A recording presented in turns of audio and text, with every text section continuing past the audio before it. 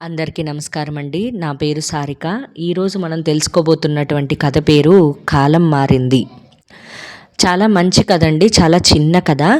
కాకపోతే ఇప్పుడు అత్తాకోడళ్ళు ఎలా ఉండాలి, ఓకే, భార్యాభర్త ఎలా ఉండాలి, ఎలా ఉంటే మనకు మంచిది, ఊరికే మూర్ఖత్వాలకు పోయి అలా ఉంటే మంచిదా, లేక పెద్దవాళ్ళ మాట అలా పెద్దవాళ్ళు ఎలా అనుకరించారో అలాగే మనము అనుకరిస్తే మంచిదా, లేకపోతే ఈ కాలానికి తగ్గట్టుగా ప్రవర్తిస్తే మంచిదా, ఒకవేళ ఈ కాలానికి తగ్గట్టుగా ప్రవర్తిస్తే దాన్ని అడ్వాంటేజ్గా తీసుకొని కోడళ్ళు ఏమన్నా చేయగలుగుతారా, కోడళ్ళు చేస్తే ఎలా ఉంటుంది, ఇలాంటివన్నీ ఈ కథలో ఇన్వాల్వ్ అయి ఉంటాయండి.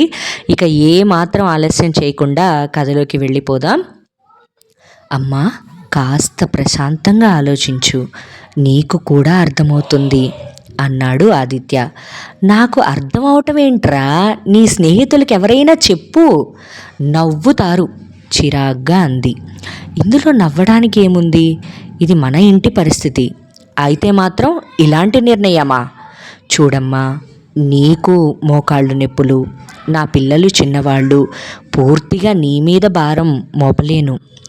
నాకు ఆరోగ్యం సరిగా లేదని ఇలా చేస్తావా? బాధగా అంది. తల్లి దగ్గరికి వెళ్ళి పక్కన కూర్చొని ఆమె చేతిని తన చేతిలోకి తీసుకొని, చాచా, అలాంటిదేం లేదమ్మా, నువ్వు చేసే శ్రమ నువ్వు చూస్తూనే ఉన్నావు కదా రోజు. శక్తికి మించిన శ్రమ కూడా ఒంటికి మంచిది కాదు. నా పిల్లలతో పాటు నిన్ను కూడా జాగ్రత్తగా చూసుకోవాల్సిన బాధ్యత నాదే కదా. చిన్న పిల్లలు చెప్పినట్టుగా అనునయంగా చెప్పాడు ఆదిత్య. ఏమోరా, నా మనసు ఎంత మాత్రం అంగీకరించడం లేదు. ఇంకా వాదించకుండా చిన్నగా నవ్వి అక్కడి నుంచి లేచి వెళ్ళిపోయాడు ఆదిత్య. ఆదిత్య గాయత్రిలకు 2 పిల్లలు. పెళ్ళికి ముందు గాయత్రి ఉద్యోగం చేసేది. పెళ్లి తర్వాత 2 పిల్లలు వెంటనే కలగడం, అత్తయ్య సుగుణ ఊళ్ళో ఉండడంతో పిల్లలను చూసేవారు లేక ఉద్యోగం మానేయాల్సి వచ్చింది. పిల్లల ఆలనా పాలనా చూసుకుంటూనే కొత్త కంప్యూటర్ కోర్సులు చేస్తూ తనను తాను అప్డేట్ చేసుకుంది. అనారోగ్యం కారణంగా ఊళ్ళో ఒక్కతి ఉండలేక కొడుకు ఇంటికి చేరింది సుగుణ. ఒకరోజు సాయంత్రం ఆదిత్య ఆఫీస్ నుంచి వచ్చాక అత్తయ్య గారు సుగుణ, ఆదిత్య, గాయత్రి కబుర్లు చెప్పుకుంటూ టీ తాగుతున్నారు. అది ఒక ఆలోచన వచ్చింది, చెప్పనా అంది గాయత్రి. దానికేంటి పర్మిషన్, శుభ్రంగా కక్కి నవ్వుతూ అన్నాడు. పో అది, అలా అయితే నేను చెప్పను చిరుకోపంతో అంది. ఓకే సరే చెప్పు, నేను ఇంతకు ముందు పనిచేసిన కంపెనీలో జాబ్ ఏమైనా ఉందేమో అడగనా? ఆదిత్య గాయత్రి ముఖంలోకి చూశాడు. సరదాగా లేదు, సీరియస్గానే అంది. మరి ఇంటి పనులు పిల్లలు ఎలా మేనేజ్ చేస్తావు? అన్నీ చేసి వెళ్తాను. ఇంకా ఏమన్నా ఉంటే అత్తయ్య గారు ఉన్నారు కదా, చూస్తారు. సుగుణ వింటూ టీ తాగుతోంది. అమ్మకు ఆరోగ్యం సరిగా లేదు కదా, ఉదయం నుండి నువ్వు వచ్చేదాకా 2 పిల్లల్ని మేనేజ్ చేయగలదా? లేదులే, అది నాకు తెలీదా, వర్క్ ఫ్రమ్ హోమ్ ఉండేలా చూసుకుంటా. పిల్లలు పెరుగుతున్నారు కదా, ఖర్చులు పెరుగుతాయి, ఏదో చిన్న ప్రయత్నం చేద్దామని వివరించింది. అవును, నువ్వన్నది కూడా నిజమే, రోజుకు ఖర్చులు పెరుగుతాయి కానీ తరగవు కదా. సర్లే, అడిగి చూడు, నష్టం ఏమీ లేదుగా.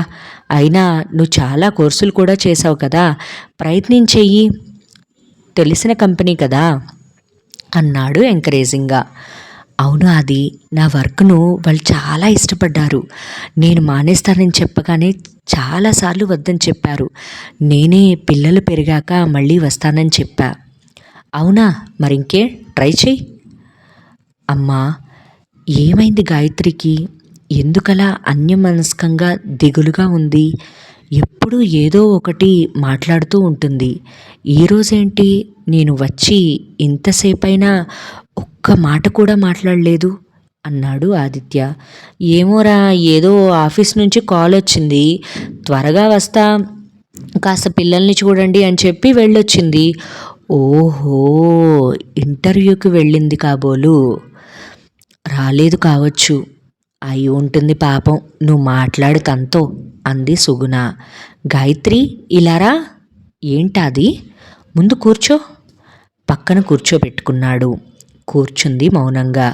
నువ్వు ఇప్పుడిప్పుడే ఉద్యోగం వెతకడం మొదలుపెట్టావు కదా, మొదటి ప్రయత్నానికే డిప్రెషనా? 5-6 సంవత్సరాలు గ్యాప్ వచ్చింది కదా, కాస్త టైం పట్టొచ్చు. ఎక్కువ ఆలోచించకు. వేరేదైనా వెతకొచ్చులే. Be happy. భుజం మీద చెయ్యి వేశాడు. నీకో విషయం చెప్పాలి నింపాదిగా అంది. అవునా, చెప్పు. అక్కడ ఏమైనా జరిగిందా? అడిగాడు ఆమె కళ్ళలోకి చూస్తూ. నేను వాళ్లను ఆన్లైన్ జాబ్ కావాలని అడిగాను. వాళ్ళు ప్రస్తుతం లేవన్నారు. కానీ ఏమన్నారు? నేను పాత ఎంప్లాయీనని గుర్తించి నా అప్డేటెడ్ స్కిల్స్ పైన ఇంటర్వ్యూ చేశారు. చేసి ఏం చెప్పారు? అన్నీ బాగా నచ్చాయని నాకు అసిస్టెంట్ మేనేజర్ పోస్ట్ ఇస్తామన్నారు. కొద్ది రోజుల్లోనే మేనేజర్గా ప్రమోట్ చేసే అవకాశం ఉందని చెప్పారు. శాలరీ కూడా ప్రస్తుతం మనకు వస్తున్న దానికి 2 రెట్లు ఇస్తామన్నారు. వావ్! ఇంత గుడ్ న్యూస్ ఇంత చప్పగా చెబుతారా ఎవరైనా? కానీ ఇందులో ఒక సమస్య ఉంది. ఏంటది? నేను ఇంటి నుండి వర్క్ చేయటానికి వీలు కాదు. ఆఫీస్కి వెళ్ళాలి. సరే, దిగులు పడకు. నీకు అర్హత లేకపోతే అంత ఎక్కువ శాలరీ, అంత పెద్ద పోస్ట్ ఇవ్వరు కదా. ముందు దానికి సంతోషించు.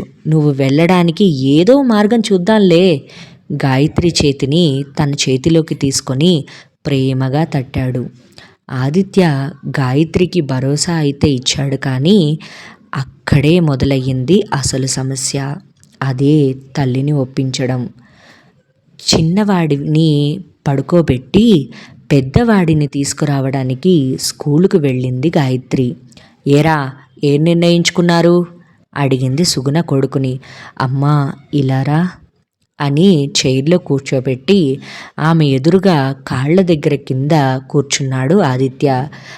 అమ్మా, మనం కొన్ని వాస్తవాలు మాట్లాడుకుందాం. పోరా, ఏదో సోజ్ చెప్తావు. అది కాదమ్మా, విను ముందు. నాన్న పోవడంతో ఆర్థిక పరిస్థితి బాగాలేక నేను ఎక్కువ చదవకుండానే దొరికిన ఉద్యోగం చేయాల్సి వచ్చింది. ఏదో ఒకటి చేస్తున్నావు కదా. చేస్తున్నానులే, కానీ గాయత్రి నాకంటే ఎక్కువ చదువుకుంది. సమర్థత కూడా నాకంటే ఎక్కువే. అందుకే ఇప్పుడు నాకంటే 2 రెట్ల జీతంతో ఉద్యోగం వచ్చింది. అయితే నువ్వు ఉద్యోగం మానేసి పిల్లల్ని చూస్తూ కోడల్ని ఉద్యోగానికి పంపుతానంటావు, అంతేనా? అదే కదా మొన్నటి నుండి చెప్తోంది. ఏం మాట్లాడకుండా మౌనంగా కూర్చుంది సుగుణ. అమ్మా, వెనుకటి రోజుల్లో మగవాళ్ళు చదువుకొని ఉద్యోగం చేస్తే ఆడవాళ్ళు ఇంటి పట్టు నుండి వంట వార్పు చేసేవారు. కానీ కాలం మారిందమ్మా. ఇప్పుడు ఆడ మగ తేడా లేకుండా అందరూ చదువుకుంటున్నారు, ఉద్యోగం చేస్తూ సంపాదిస్తున్నారు.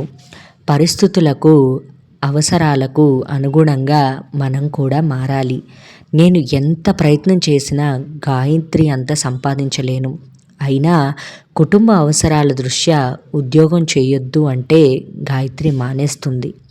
ఇంతకుముందు కూడా మానేసింది కదా. కానీ నువ్వే చెప్పమ్మా, ఏమాత్రం ప్రతిభ లేని నేను ఉద్యోగం చేయడం, ఎంతో ప్రతిభ ఉన్న గాయత్రిని ఇంట్లో కూర్చోబెట్టడం న్యాయమా? నువ్వే ఆలోచించు. పరిస్థితులను అర్థం చేసుకోవడానికి ప్రయత్నిస్తున్నట్లుగా ముఖంలో భావాలు మారుతున్నాయి సుగుణలో. గాయత్రి నా భార్య అమ్మ, ఈ ఇంటి ఇల్లాలు. తను ఎవరి కోసం సంపాదిస్తుంది? మన కోసమే కదా. మనం ఆర్థికంగా ఇంకాస్త నిలదొక్కుకోవడానికే కదా. సుగుణ ఏమీ మాట్లాడలేదు. అమ్మా, నువ్వు కంగారు పడకు. నేను ఎప్పటికీ ఇలా ఇంట్లోనే కూర్చుంటానేమో అని. గాయత్రి పిల్లలను చూసుకుంటూ కొత్త కోర్సులు చేసినట్లే నేను కూడా కొత్త స్కిల్ నేర్చుకొని పిల్లలు కాస్త పెద్దవగానే మంచి జాబ్ చూసుకుంటా. మహా అయితే 2-3 సంవత్సరాలు అంతే, సరేనా? మా అమ్మ మంచిది కదా, ప్లీజ్ అర్థం చేసుకో అమ్మా. అత్తయ్య, ఒకసారి ఇలా రండి. హడావుడిగా వస్తూ పిలిచింది గాయత్రి. ఏంటమ్మా అంది కంగారుగా వస్తూ సుగుణ. ముందు మీరు ఇక్కడ కూర్చోండి. కుర్చీలో కూర్చోబెట్టింది. ఇవి మీకే అంది పెద్ద డబ్బులు కట్ట చేతికి ఇస్తూ. అమ్మో, ఇంత డబ్బు నాకెందుకు? విస్మయంగా అడిగింది సుగుణ. లేదత్తయ్య, ఈరోజు నా మొదటి శాలరీ వచ్చింది. ఇంట్లో నా పనులన్నీ మీరు పంచుకున్నారు కనుకే నేను ఆఫీస్కి వెళ్ళి ఉద్యోగం చేయగలుగుతున్నా. అందుకే నా శాలరీలో మీకు భాగం ఉంటుంది. దీన్ని మీకు నచ్చిన విధంగా ఖర్చు పెట్టుకోవచ్చు. అది మీ హక్కు. సుగుణ లేచి కోడల్ని గట్టిగా కౌగలించుకుంది. ఇంత డబ్బు నేను ఎప్పుడూ చూడలేదు అంది చెమ్మగిల్లిన కళ్ళతో. శ్రమలో భాగం ఉన్నప్పుడు ఫలితంలో కూడా భాగం ఉండాలి కదా అత్తయ్య. ఆర్థిక స్వేచ్ఛ అందరికీ అవసరం అంది గాయత్రి.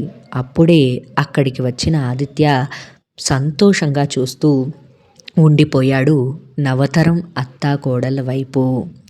చాలా బాగుంది కదండి కథ అయితే. ఇలాగే ఉండాలి కాబోలు. ఓకే, నాకు ఈ కథలో అత్తయ్యలు ఎలా మారాలో అనేది నాకు ముందే తెలుసండి. అంటే అత్తగారి నుంచి ఒక కోడలు, వర్కింగ్ కోడలు ఏది ఎక్స్పెక్ట్ చేస్తుందో, ఎలా ఉండాలనుకుంటుందో అది నాకు ముందే తెలుసు. కానీ ఈ కథ అయిపోయిన తర్వాత కోడళ్ళు ఎలా ఉండాలో కూడా నాకు అర్థమైందండి. అంటే మన స్వేచ్ఛ కోసం మనం పోరాడుతున్నప్పుడు, మన అత్తయ్య వాళ్ళు మనకి హెల్ప్ఫుల్గా ఉండాలి అని అనుకున్నప్పుడు మన నుంచి కూడా ఏదో ఒకటి వాళ్ళకి జరగాలి కదా. అప్పుడే వాళ్ళ స్వేచ్ఛకు కూడా మనం ఇంపార్టెన్స్ ఇచ్చినట్లు. ఓకే, వాళ్ళ నుంచి సహాయం పొందటమే కాదు, వాళ్ళకి గుర్తింపునివ్వాలి, వాళ్ళకు కూడా మన లాభాల్లో భాగం ఇవ్వాలి. ఓకే, అప్పుడే విన్ విన్ సిచ్యువేషన్ అవుతుంది. అప్పుడే అందరూ బాగుంటారు. నాకు ఈ కథ అయితే ఆ లాస్ట్లో ఆ కోడలు చేసింది చాలా బాగా నచ్చిందండి. అది చాలా కొత్తగా ఒక సొల్యూషన్ వచ్చినట్టు అనిపించింది అనమాట నాకు. మీకు గనక ఈ కథ నచ్చినట్లయి ఉంటే ప్లీజ్ ఈ వీడియోని లైక్ చేయండి. మీ బంధుమిత్రులతో, మీ శ్రేయోభిలాషులతో ఈ కథని షేర్ చేయండి. అలాగే ఇంతవరకు కథ విన్న వాళ్ళందరికీ నా ధన్యవాదాలండి. ఇలాంటి మంచి మంచి కథలు ప్రతి ఆదివారం మీకు వస్తూనే ఉంటాయండి. Thank you all.